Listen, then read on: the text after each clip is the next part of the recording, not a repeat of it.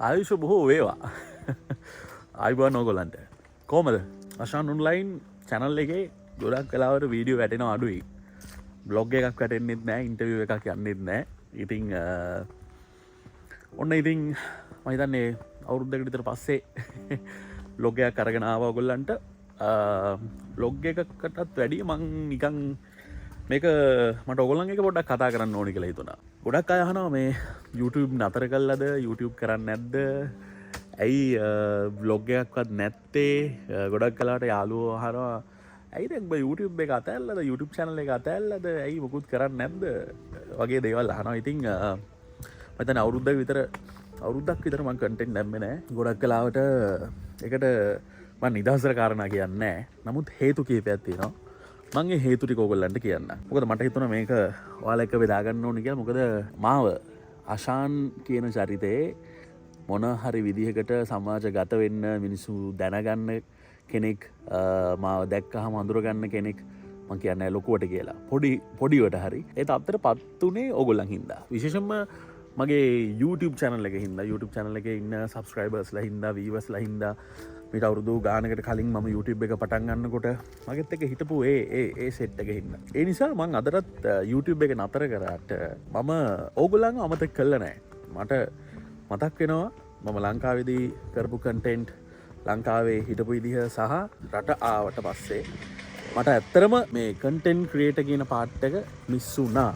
content creator කියන part එක miss කරගත්තා දෝ කියලා හිතෙනවා. කොහොම හරි.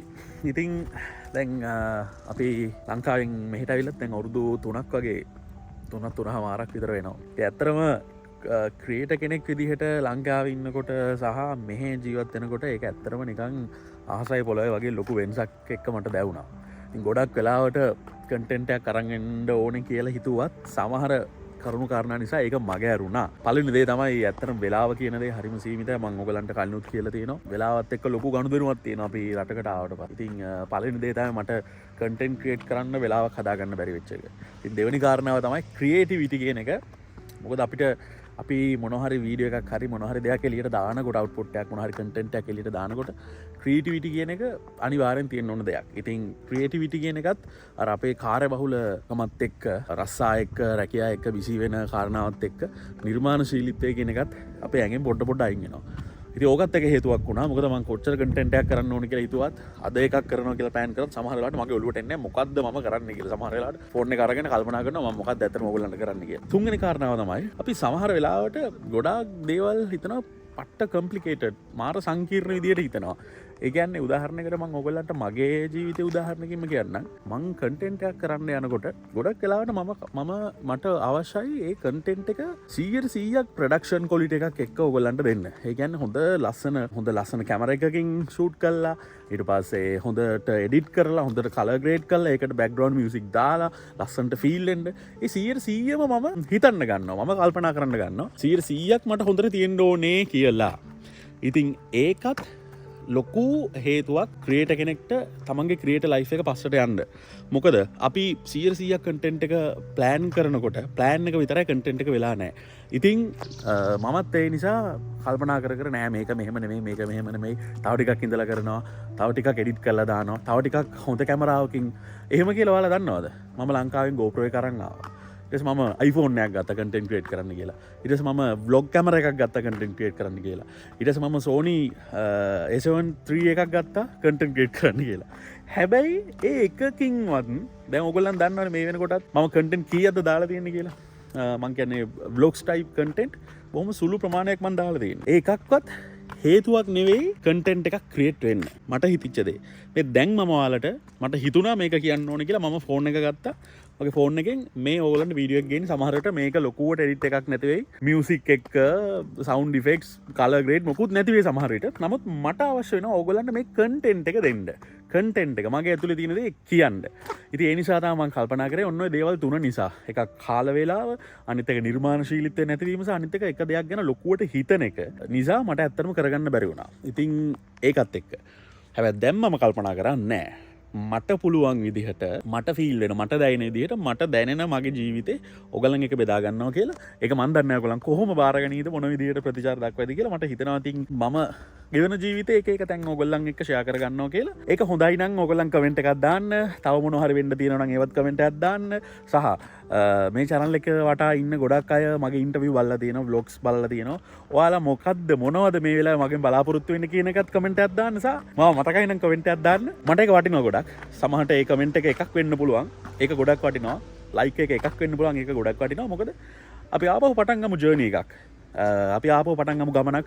ආපහු මම ඔයගලන් එක්කන් යන්නම් මගේ ජීවිතෙත් එක්ක ඉතාලිය වටේට ට්‍රැවල් එකක් විදියට. ඔයගලන් මගෙත් එක්ක ඉන්න. ඔයගලන් මගෙත් එක්ක එකතු වෙලා ඉන්න.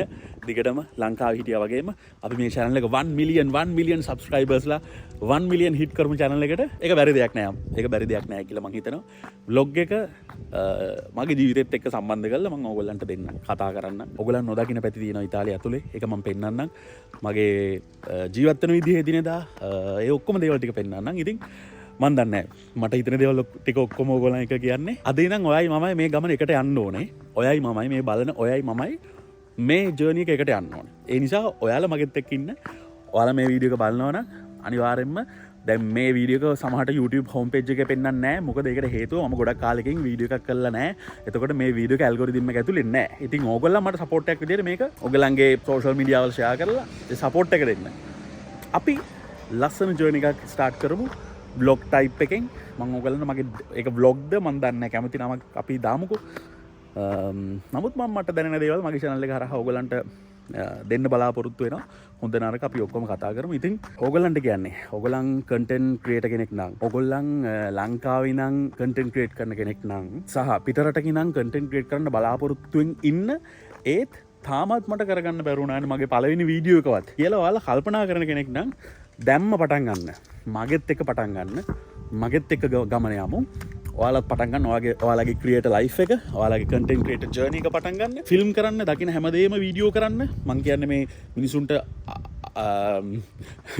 අයහපතක් වෙන දේවල් නෙමෙයි මං කියන්නේ.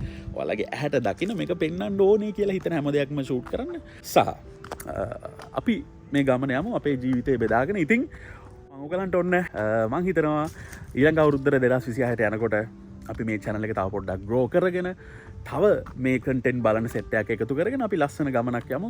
ඉතින් ඔයගලන්ට මේක මං හිතනවා ඔයගලන් සතුටින් බාර ගනි කියලා මගේ channel එකේ ඉන්න කීප දෙනෙක් හරි. මං content ටික දාගෙන යනවා. ඔයගොල්ලන් මගෙත් එක්ක එකතු වෙලා ඉන්න. ලොකු හයියක් ඔයගොල්ලන් මට. අපි අපේ life එක share කරගමු ඉස්සරහට. එහෙනම් content creator journey එක ඔයගොල්ලන් පටන් ගන්න. ඔයාලගේ පිටරට ජීවිතය ඔයගොල්ලන් පටන් ගන්න. ඔයාලගේ target එක ඔයගොල්ලන් ඉස්සරහට යන්න. අපි දෙන්නම් මේ ගමන යමු. එහෙනම් subscribe කරලා තියාගන්න දැම්ම මං daily නැතත් daily බැරි වෙයි. මට daily දානවා කියලා කියන්න බෑ. නමුත් පුළුවන් හැම අවස්ථාවකම මම content එකක් අරගෙන එනවා. ඔන්න ජය වේවා එන ඔක්කොටම.